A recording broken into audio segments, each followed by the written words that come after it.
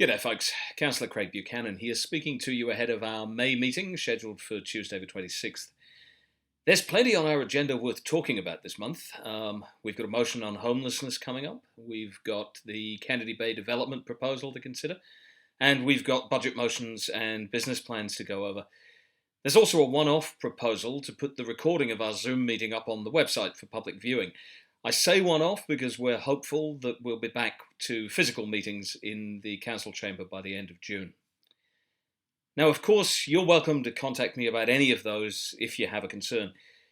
But for once, I actually don't want to talk about any of those issues. Today, I want to talk about the elephant in the room, and that's the size of our upcoming rates bills. Now, you'll probably recall that a couple of months ago, we passed a unanimous motion instructing the city not to raise its rates, fees and charges in the coming year. We did that on the back of the COVID-19 pandemic, and it's something I was very happy to put my name to. Now, in the meantime, the state government, for reasons known only to themselves, have seen fit to go ahead and order a revaluation of properties. The City of Rockingham, like many local governments, pleaded with them to delay that process by 12 months, because without it, we would simply have been able to replicate last year's rates bills, and the process would have been reasonably easy.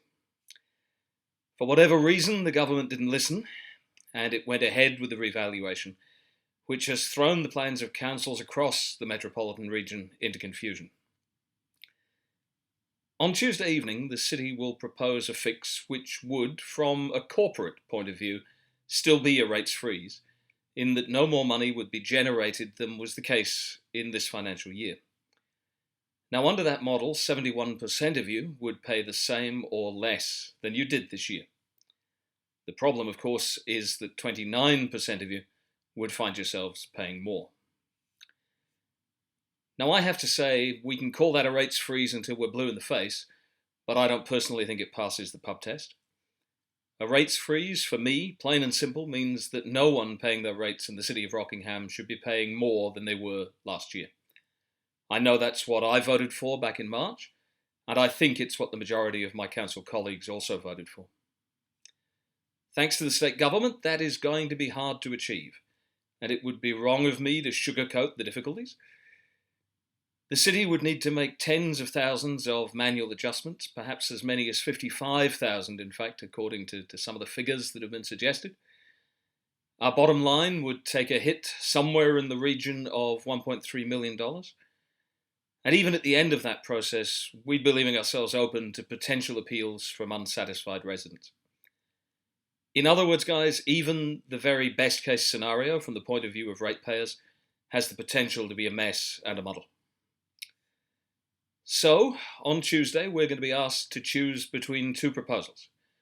One from the officers and one that's been put forward as an alternative by Councillor Whitfield. The first, as I said, would see 71% of you pay the same or less than you did this year. The second, alternative, would see concessions made to residential ratepayers where necessary to bring their rates back into line with this year's. Neither is ideal for a whole range of reasons, but whichever we settle upon will then go out to you, the local ratepayers, for public comment. Now, I'm going to guess that most of you know where I stand on rates. I said it often enough during the election campaign last year. I feel we need to get a grip on spending and to look at ways to bring our rates bills down. Obviously, I will be listening very carefully to the arguments that are made on Tuesday, both by the officers and by my fellow councillors, before I cast my vote either way. I have to say, however, that I do go into the meeting with a lot of sympathy for the alternate motion that's been put forward. And with that in mind, I would welcome your feedback ahead of time. You can post here on Facebook, or you can email me at cr.buchanan@rockingham.wa.gov.au.